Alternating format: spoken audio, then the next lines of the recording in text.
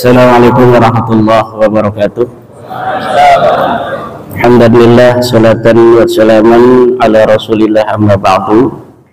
Maka Bapak Kiai Haji Syarif Rahmat, Ketua Umum Padasuka yang saya muliakan, Bapak dari Polda yang saya muliakan, Bapak dari TNI yang saya hormati, pembicara kita Bapak Profesor Anhar Gonggong, Bapak Tubagus Nur Fadil Tirtayasa, ini kayaknya masih saudara sama-sama Tirtayasa. Pak Anhar Gonggong ini dari Sulawesi, turunan Syekh Yusuf Makassar, menikah dengan Putri Sultan Ageng Tirtayasa. Kemudian keturunannya ada di Tirtayasa, juga ada di Afrika Selatan, ada juga di Makassar. Nah, Pak Anhar Gonggong ini adalah cucu dari Sultan Banten, Sultan Tirtayasa, dan ulama besar Syekh Yusuf Makassar.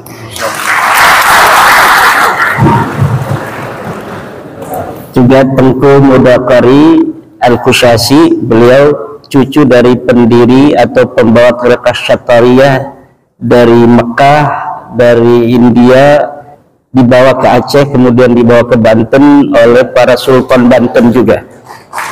Bapak Dr. Sugeng yang saya hormati, para hadirin, para tokoh ini banyak, Pak Kiai Syarif, di belakang ini kiai-kiai, ada Kiai Mukhtar Fatawi, ada Kiai Mujib, ada Kiai Zainal, dan tokoh-tokoh besar lainnya. Mudah-mudahan semuanya ini mendapatkan keberkahan pada hari ini. Juga Gus Fuad Pleret dari Banyumas, ada dari Jogja, ada dari Ampel, dari Surabaya, dan lainnya. Hari ini kita bicara tentang sejarah dan genealogi. Sejarah adalah komunikasi tiada henti antara masa lalu, masa kini, dan masa yang akan datang. Menurut Napoleon Bonaparte, sejarah adalah dongeng-dongeng yang disepakati. Menurut Lawrence Durrell, sejarah adalah kesalahan-kesalahan yang selalu diulang-ulang. Saya tidak sepakat dengan Lawrence Durrell. Saya tidak sepakat dengan Napoleon Bonaparte yang menyatakan bahwa sejarah hanyalah dongeng-dongeng yang disepakati. Tetapi kita boleh tidak sepakat.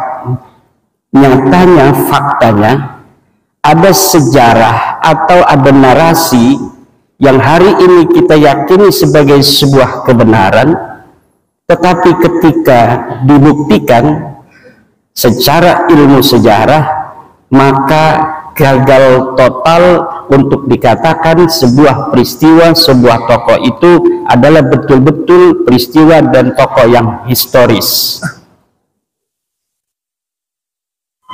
Ilmu genealogi adalah merupakan bagian dari ilmu sejarah. Bahkan bisa dikatakan ilmu nasab atau ilmu genealogi merupakan ilmu bantu sejarah. Maka kajian ilmu nasab harus memiliki karakteristik kajian sejarah. Dia harus bersifat empiris, scientific dividend, harus bisa dibuktikan secara ilmiah. Tidak boleh ada sebuah narasi sejarah kita taken for granted, menerima begitu saja, harus dibuktikan. Tidak boleh ada sebuah pengakuan nasab yang bersimultan pengakuan ini dengan privilege tertentu, baik secara sosial antropolog maupun secara paham keagamaan dari tafsir yang dapat diterima. Ketika ada susunan nasab, umpama tentang baginda Nabi, dia mengaku merupakan bagian dari keturunan baginda Nabi besar Muhammad SAW, maka kita harus uji di meja scientific, harus dibuktikan secara ilmiah berdasarkan metodologi kajian ilmiah sejarah yang dapat diterima bersama, bukan hanya diterima oleh ahli nasab, tapi juga logika kebenarannya dapat diterima oleh semua orang. Saya kecil-kecilan mengkaji nasab orang yang mengaku keturunan Nabi di Indonesia dari klan Ba'alawi yang selama ini mengaku sebagai keturunan daripada baginda Nabi besar Muhammad sallallahu alaihi wasallam. Saya gunakan prosedur di dalam kajian penelitian sejarah. Yang pertama adalah heuristik. Saya kumpulkan sumber-sumber sejarah, sumber-sumber yang membantu penelitian saya di dalam bagaimana menguji kebenaran sebuah tesis pengakuan berdasarkan silsilah-silsilah urutan nasab yang ada bahwa dia merupakan keturunan Nabi, baik dari manuskrip zaman masa lalu sesuai dengan zamannya maupun dari kitab-kitab yang sudah dicetak. Kemudian saya melakukan verifikasi sumber, saya kritik, saya verifikasi validitas dan orisinalitasnya. Kemudian saya pilah mana sumber-sumber yang primer, adakah sumber yang langsung ditulis oleh orangnya atau ditulis oleh orang lain tetapi dia pernah bersama dengan orang-orang yang ditulis dengan nasab itu, atau sumber itu tidak sezaman tetapi masih begitu dekat yang dapat melacak sebuah kebohongan apabila apa yang dikatakan sebelumnya adalah merupakan sebuah kebohongan. Setelah mengadakan verifikasi dan memilah, kemudian saya melakukan interpretasi sumber. Dari data-data yang saya ambil dari sumber-sumber itu, saya interpretasikan sehingga kemudian memunculkan sebuah kesimpulan sejarah historiografi bagaimana sebenarnya kedudukan dari nasab Ba'alawi tersebut. Dan inilah hari ini yang akan saya sajikan kepada Anda semua.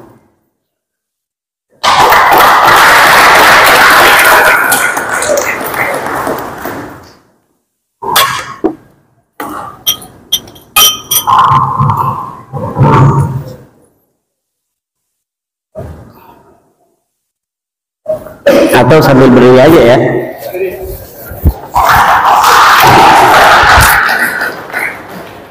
Kaum Ba'alawi yang kita kenal di Indonesia dengan istilah Habib mengaku sebagai keturunan Nabi Muhammad SAW melalui jalur Ahmad bin Isa bin Muhammad An-Naqib bin Ali Al-Uraidi bin Ja'far Shadiq bin Muhammad Al-Baqir bin Ali Zainal Abidin bin Husain bin Fatimah Zahra bin Kanjeng Nabi besar Muhammad SAW.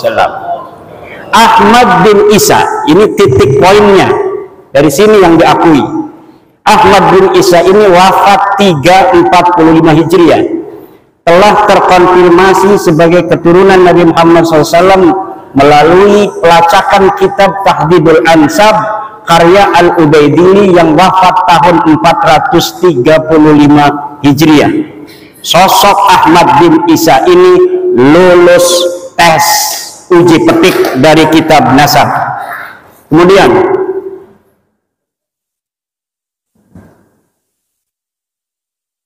menurut keluarga Ba'alawi, Habib-Habib yang ada di Indonesia, Ahmad bin Isa mempunyai anak bernama Ubaidillah. Kemudian Ubaidillah ini mempunyai anak bernama Alwi. Alwi inilah yang menurut keluarga Ba'alawi adalah leluhur mereka. Alawi bin Ubaidillah bin Ahmad bin Isa bin Muhammad An-Naqib bin Ali Al-Uraidi bin Ja'far Shadiq Muhammad Al-Baqir bin Ali Zainal Abidin bin Husain bin Fatimah bin Nabi besar Muhammad SAW. Ini nasab mereka dan kita bisa lihat dari tokoh-tokoh mereka yang senang majang-majang nasab di media sosial. Semuanya akan bermuara kepada seseorang yang bernama Alwi yang disebut sebagai anak Ubaidillah. Ubaidillah ini adalah katanya anak Ahmad bin Isa. Ahmad bin Isa telah sahih sebagai keturunan Nabi, selesai atau lulus uji petik dari kitab-kitab yang ada pada zamannya yang primer atau yang sekunder. Tetapi apakah betul seorang yang bernama Ahmad bin Isa ini mempunyai anak bernama Ubaidillah? Namun nasab ini tertolak. Saya senang kalau menulis bikin kesimpulan dulu, biar orang itu tidak mengira-ngira. Karena urutan nasab seperti ini baru muncul dalam kitab keluarga Ba'alawi setelah 550 tahun pasca wafatnya Ahmad bin Isa. Tadi kita kenal wafatnya 345. Sedangkan kitab-kitab nasab yang paling dekat dengan masa hidupnya Ahmad bin Isa, yaitu kitab nasab yang ditulis di abad kelima, tidak menyebutkan bahwa Ahmad bin Isa mempunyai anak bernama Ubaidillah. Mulai dari kitab abad kelima, ke-6, ke-7, ke-8 tidak menyebutkan Ahmad bin Isa mempunyai seorang anak yang namanya Ubaid atau Ubaidillah. Next.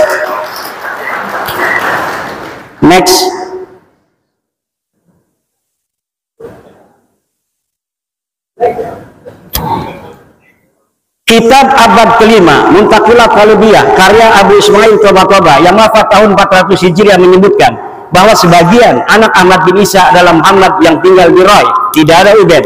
Kitab abad kelima Tahdhibul Ansab karya Al-Ubaidili yang wafat tahun 435 menyebutkan pula bahwa sebagian anak Ahmad bin Isa adalah Muhammad.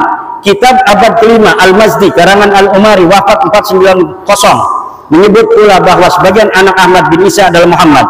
Kitab abad kelima sepakat tidak menyebutkan bahwa Ubaidillah sebagai anak Ahmad bin Isa. Namun masih ada kesempatan.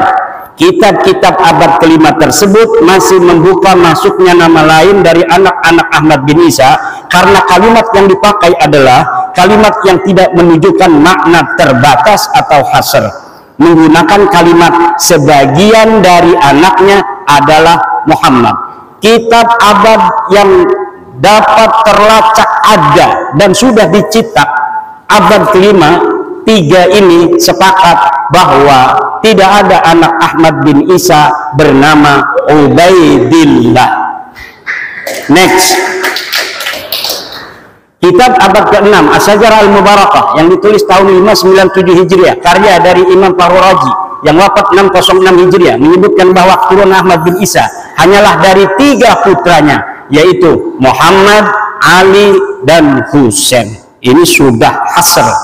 Imam Al-Fakhrur Razi ketika menyatakan anak Ahmad hanya 3 menggunakan jumlah ismiyah fa'aqibuhu min salasati banin. Menurut ulama nasab, apabila kitab nasab menggunakan terma jumlah ismiyah, ini menunjukkan makna hasr atau terbatas.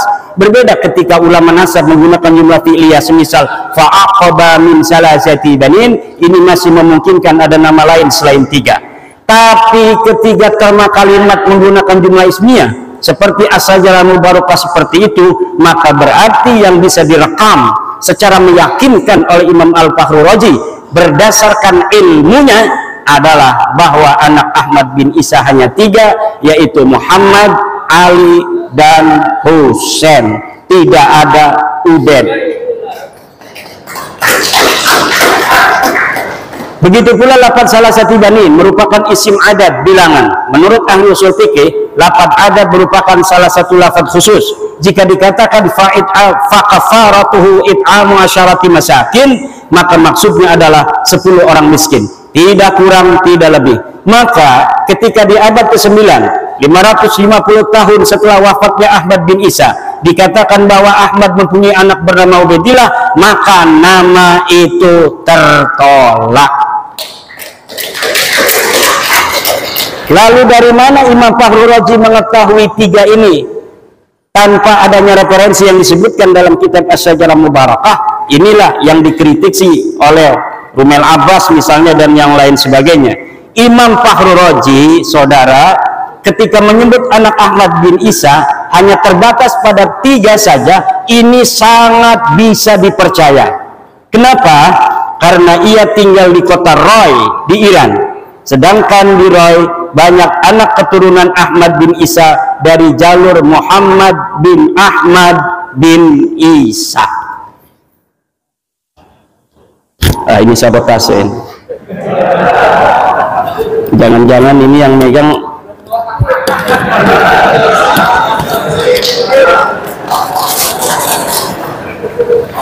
ini ada al-alnya enggak namanya nih? Al-anu gitu.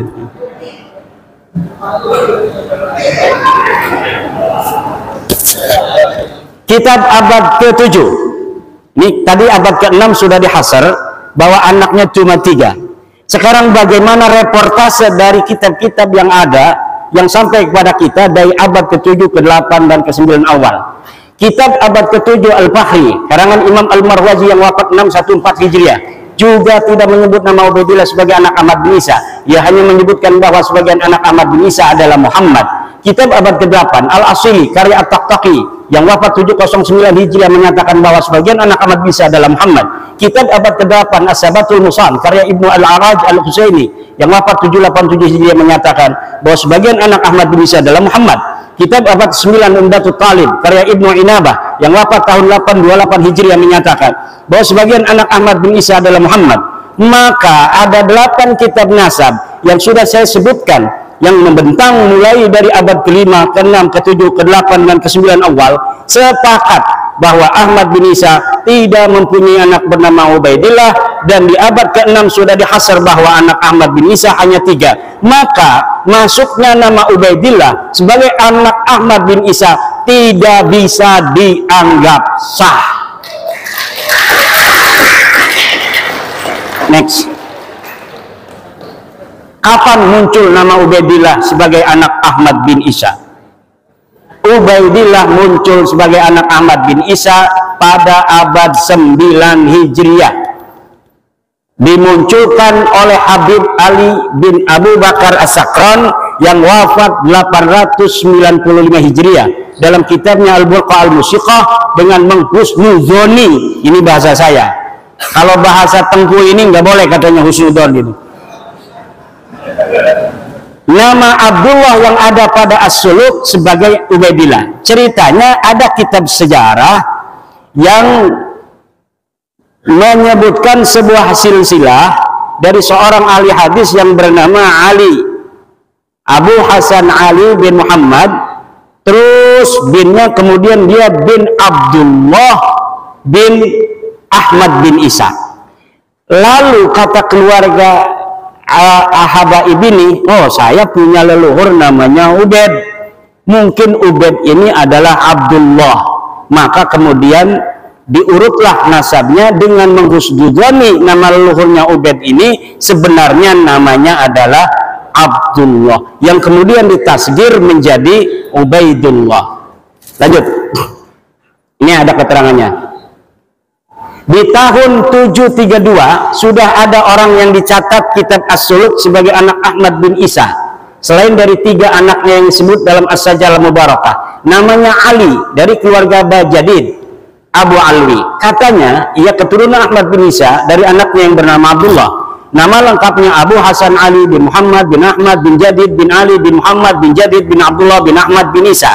Nama Abdullah inilah yang dihusnuzoni oleh Ali As-Sakran sebagai Ubaid, di mana leluhurnya dulu bernama Ubaid. Lalu ia memahami bahwa Ubaid ini sebenarnya Ubaidillah dan Ubaidillah ini sebenarnya adalah Abdullah yang ditulis di kitab Suluk. Sejak itulah keluarga As-Sakran menulis silsilah leluhurnya sebagai Ba'alwi. Lalu apakah ini aman? Kita lihat. Sayangnya silsilah Ba'alwi Bajadid juga sebenarnya bermasalah karena ternyata kitab As-Suluk ada 3 manuskrip riwayat yang berbeda. Jadi manuskrip As-Suluk yang dikarang 732 sampai kepada Ali As-Sakran 895 yang nyampe ke beliau hanya salah satu manuskrip yang dicetak daripada 3 manuskrip sebenarnya yang ada. Yang mana yang benar? Wallahu a'lam bishawab. Yang jelas ad-dalilu idza tarakahul ihtimalu saqata bihil istidlal. Sebuah dalil apabila telah masuk di dalamnya ada kemungkinan ihtimal, yang tidak qat'i, maka dia tidak boleh dijadikan lagi sebagai dalil. Manuskrip pertama silsilah jadid terdapat dalam manuskrip di Paris berangkat tahun 810 Hijriah. Manuskrip itu menyebutkan bahwa Abu Hasan Ali bin Muhammad bin Ahmad bin Habib bin Ahmad bin Isa, tidak ada nama Abdullah. Sedangkan tadi Ali As-Sakran menyambungkan nasabnya kepada Ahmad bin Isa melalui Abdullah karena dia punya leluhur yang namanya Ubaid, kemudian dihusnuzoni sebagai Abdullah. Sekarang Abdullahnya di sini di dalam manuskrip Paris ini tidak ada. Lalu bagaimana? Ya putus, rungkad. Nah ini ada manuskrip dari Parisnya.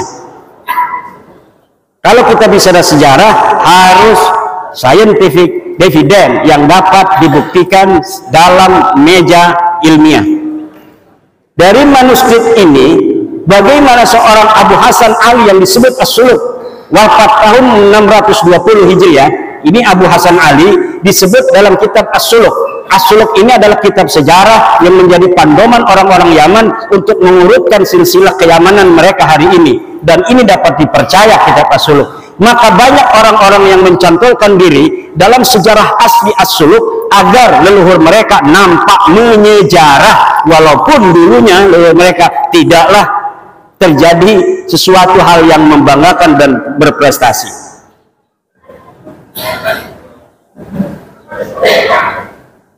Hanya menjadi urutan kelima dari nasab Ahmad bin Isa. Saya ulangi, dari manuskrip ini bagaimana seorang Abu Hasan Ali yang disebut As-Suluk wafat 620 Hijriah hanya menjadi urutan kelima dari nasab Ahmad bin Isa yang wafat 340 Hijriah.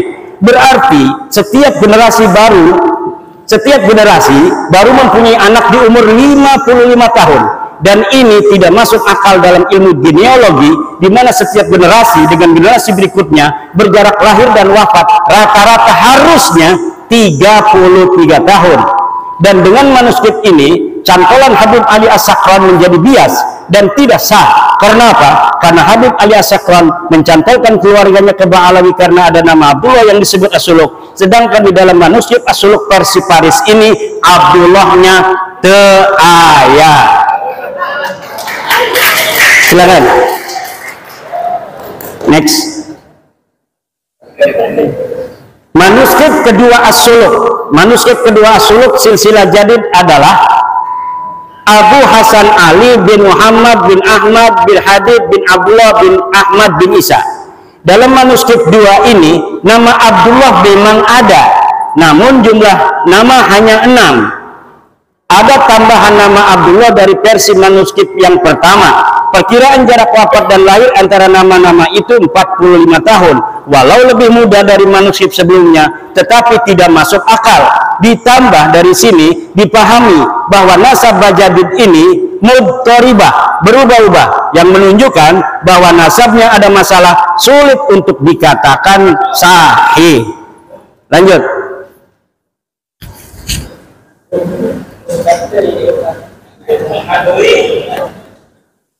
Manuskrip 3 As-Suluk.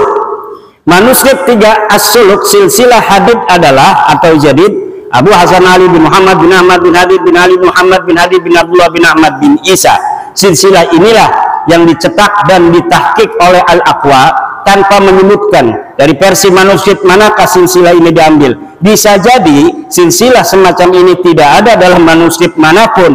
Ia mentahqiqnya dan menambahinya berdasar pengetahuannya dari literasi Ba'alawi saat ini. Jika manuskrip pertama yang sahih, maka pencantolan Habib Ali As-Sakran gagal total, karena nasab Ba'alawi saat ini adalah furu' dari usul nasab Bajadid. Ketika usulnya batal, maka furu'nya juga batal.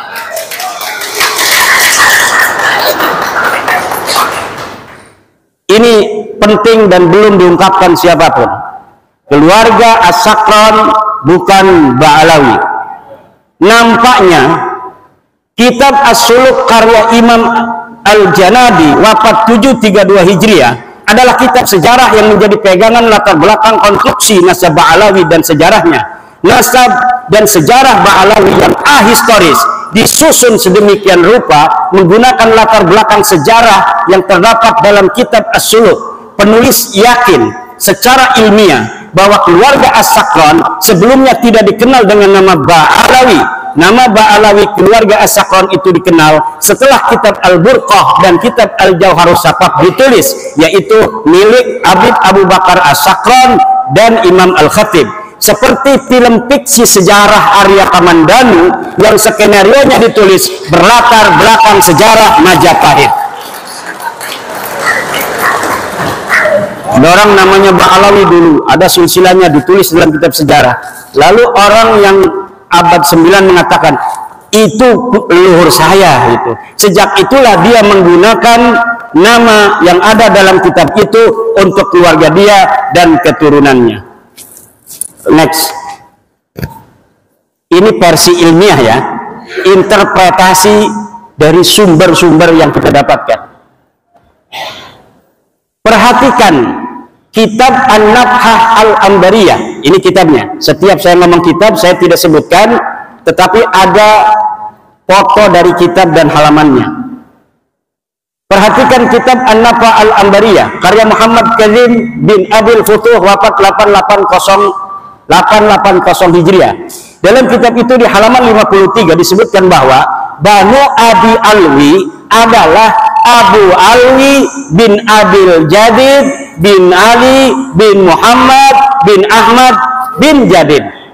Dalam kitab itu, ulama yang hidup di abad 9 dan tinggal di Yaman sama sekali tidak menyebut nama-nama keluarga Ali As-Sakran yang ada pada masa itu atau sebelumnya, seperti Faqih Muqaddam Muhammad Shahid Mirban sebagai Ba'alawi. Ia hanya menyebut keluarga Jadid. Padahal pengarang kitab An-Nabhah Al-Ambariyah ini hidup semasa dengan Ali As-Sakran. Kalau pada masa itu dan sebelumnya keluarga Habib Ali As-Sakran dikenal sebagai Ba'alawi, tentunya Muhammad Kazim akan menulis contoh-contoh Ba'alawi selain dari Jadid disebutkan, yaitu dari keluarga-keluarga Faqih Muqaddam dan sebagainya. Ini membuktikan bahwa keluarga Ba'alawi yang terkenal itu hanyalah dari keluarga Jadid. Keluarga Ali As-Sakran dan leluhurnya sebelumnya bukan keluarga Ba'alawi. Jika keluarga As-Sakran dikenal dengan nama Ba'alawi, tentu Abil Futuh yang hidup sejaman dengan As-Sakran akan menyebut minimal satu nama yang mengindikasikan bahwa keluarga As-Sakran adalah bagian dari Ba'alawi. Perhatikan kitab An-Nabhah Al-Ambariyah halaman 53. Di sini nggak kelihatan, silahkan di Google saja. Next. As-Sakran hanya bisa menyebut dua nama keluarga Jadid. Habib Ali As-Sakran yang mengatakan bahwa Jadid yang ada dalam kitab sejarah itu As-Suluk adalah saudara dari Alwi, leluhur dia, hanya bisa menyebutkan dua nama keluarga Jadid. Dua nama itu persis sama dengan yang disebut kitab As-Suluk, yaitu Abu Hasan Ali dan Abdul Malik yang berketurunan di India. Jika Jadid adalah betul-betul saudara Alwi, leluhurnya yang ditulis, dan ini pun saya yakin tidak ada orangnya, tentu akan banyak nama-nama selain keduanya yang diketahui Ali As-Sakran. Tapi mengapa As-Sakran seperti orang asing di keluarga Bajadid hanya mengetahui dua nama dari keluarga Bajadid yang diketahui dari kitab As-Suluk, yang bukan hanya diketahui oleh dia, kita juga mengetahui bahwa keluarga Jadid mempunyai dua nama yang tertulis dalam sejarah, yaitu Abu Hasan Ali dan Abdul Malik. Apa bedanya saya dengan dia? Sama-sama mempunyai dua nama saja, padahal dia mengaku sebagai keluarga besarnya. Silakan. Makam Ahmad bin Isa ditemukan setelah 602 tahun. Ahmad bin Isa yang wafat tahun 345 Hijriah, makamnya hari ini berada di Husaisah. Lalu apakah makam itu sudah dikenal sejak tahun wafatnya itu, yaitu 345? Al-Janadi 732 Hijriah tidak merekam adanya makam Ahmad bin Isa, padahal ia sejarawan yang rajin mencatat nama-nama makam yang dijarahi dan dianggap berkah. Artinya pada tahun 732 Hijriah itu, makam Ahmad bin Isa belum dikenal seperti saat ini. Telah berjarak 387 tahun sejak wafatnya, makam Ahmad bin Isa belum dikenal orang. Ini dalam reportase As-Suluk yang rajin jarahin makam, tetapi dia mencatat nama makam-makam lain, tidak mencatat nama Ahmad bin Isa yang katanya sudah wafat 345 Hijriah di Yaman. Ini orang Yaman Al-Janadi. Syekh Ahmad bin Hasan Muallim menyatakan, tidak ada dalam sejarah Yaman makam diagungkan yang di atasnya ada mashhad dan masjid sampai separuh abad 5, kecuali yang disebut sebagai Masjid Syahidain di San'a Al-Kuburiyah fil Yaman 176. Lalu kapan berita bahwa Ahmad bin Isa ini dimakamkan di Husaisah? Berita awal yang didapatkan adalah Ba Makhrama 947 Hijriah dalam kitabnya Qaladatun Nahar fi Wafayat A'yanid Dahr disebutkan bahwa makam Ahmad bin Isa di Husaisah. Qaladatun Nahar fi Wafayat A'yanid Dahr 2/518 Asy-Syamilah. Berarti berita bahwa Ahmad bin Isa dimakamkan di Husaisah baru setelah 602 tahun setelah wafatnya Ahmad bin Isa. Kitab tersebut pula menyebutkan bahwa keyakinan makam Ahmad bin Isa di Husaisah itu karena Habib Abdurrahman bin Muhammad berziarah di situ dengan isyarah adanya cahaya yang nampak di atas sananya. Jadi ditemukannya makam itu setelah ratusan tahun bukan karena adanya kitab sejaman yang menyebutkannya, tetapi berdasarkan isyarah spiritual. Diceritakan di situ bagaimana cara menemukannya, yaitu dengan meminta doa kemudian melihat cahaya. Ada cahaya di situ maka ditetapkanlah makamnya di situ. Dan sekarang banyak terjadi seperti itu, makam-makam baru yang dulunya kita tidak mengetahui pernah ada makam di situ, kemudian sekarang ada makam. Ini masih mending, tidak merampok siapa-siapa, dia hanya berbohong.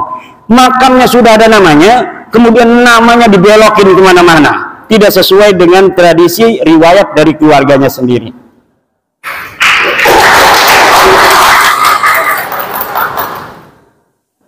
Kitab-kitab sejarah yang ditulis setelah masa Ahmad bin Isa sampai abad 9, ini kitab sejarah, tadi kitab nasab.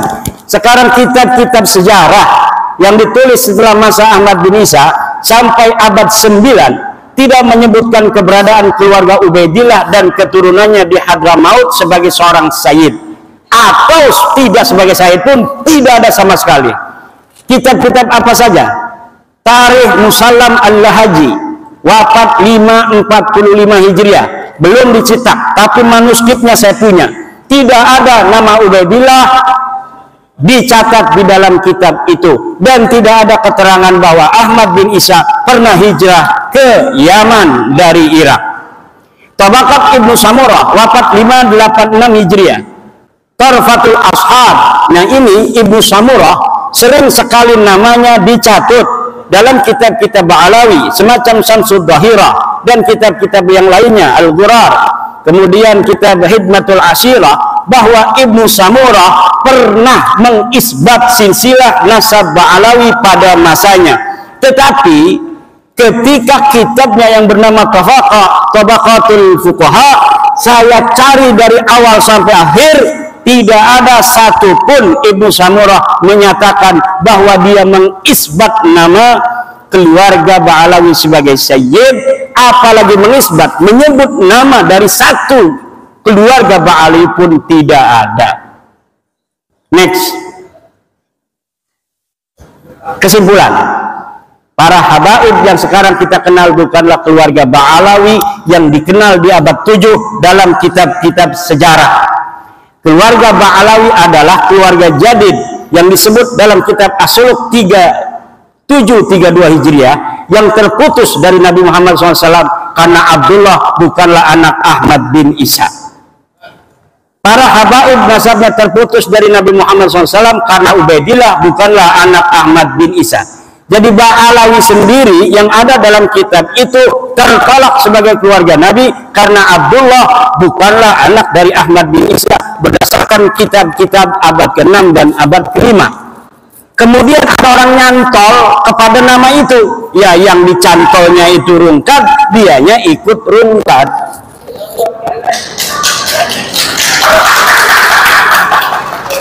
Pengakuan keluarga habaib sebagai keturunan Nabi baru mulai abad 9 oleh Habib Ali As-Sakran dalam Al-Burqah dan atau Abdurrahman Al-Khatib 855 Hijriah dalam Al-Jauhar Asy-Syafaq. Ini jarang saya ambil namanya Al-Khatib, walaupun hidup bareng. Dia adalah Al-Khatib ini murid dari kakeknya Ali Habib Ali As-Sakran, juga murid daripada ayahnya. Jadi walaupun dia bukan Ba'alawi, terindikasi subjektivitas itu ada karena dia hidup bersama Habib Ali As-Sakran. Dan kitab Al-Jauharus Safaf ini belum dicetak sampai sekarang. Dia bagaikan sebuah kitab sakti yang tidak boleh dilihat oleh siapapun, tetapi sering diambil oleh kalangan Ba'alawi untuk membela nasabnya. Jadi kita tidak bisa untuk melihatnya, tetapi dia mengutipnya. Bagaimana sebuah dalil hanya bisa diketahui oleh mereka, kemudian didalilkan kepada kita tanpa kita bisa memverifikasi, tanpa kita bisa memvalidasi, tanpa kita tahu originalitasnya seperti apa. Jadi ini namanya senjata yang sangat canggih, yang bisa untuk membacok tapi kita nggak bisa melihatnya. Kitab-kitab yang lebih muda dari As-Sajarah Al-Mubarakah 606 yang menyebutkan bahwa Ba'alawi Habaib tersambung nasabnya kepada Rasulullah tertolak karena hanya mengutip dari Al-Burqah dan Al-Jauhar kitab abad 9 Hijriah. Next. Terakhir, usaha yang perlu ditempuh Habaib agar nasabnya tersambung. Saya kasih clue-clue. Seorang yang meneliti ya harus begitu kan. Kita bukan karena tendensi subjektivitas dan sebagainya, enggak, kita ini aja. Para pendukung nasab Ba'alawi Habaib untuk tersambung nasab mereka harus menyajikan kitab yang lebih tua dari As-Sajarah Al-Mubarakah yang menyatakan bahwa 1. Ahmad bin Isa mempunyai anak bernama Ubaidillah, 2. Ubaidillah mempunyai anak bernama Alwi. Untuk bisa dikatakan bahwa para habaib sekarang ini tersambung kepada keluarga Ba'alawi, maka harus menyajikan kitab yang lebih tua dari As-Suluk yang menyebutkan bahwa Jadid mempunyai saudara bernama Alwi. Jika 3 pertanyaan itu tidak terjawab, dan yakin tidak akan terjawab kecuali bikin manuskrip palsu, maka para habaib bukanlah keturunan dari Nabi besar Muhammad sallallahu alaihi wasallam.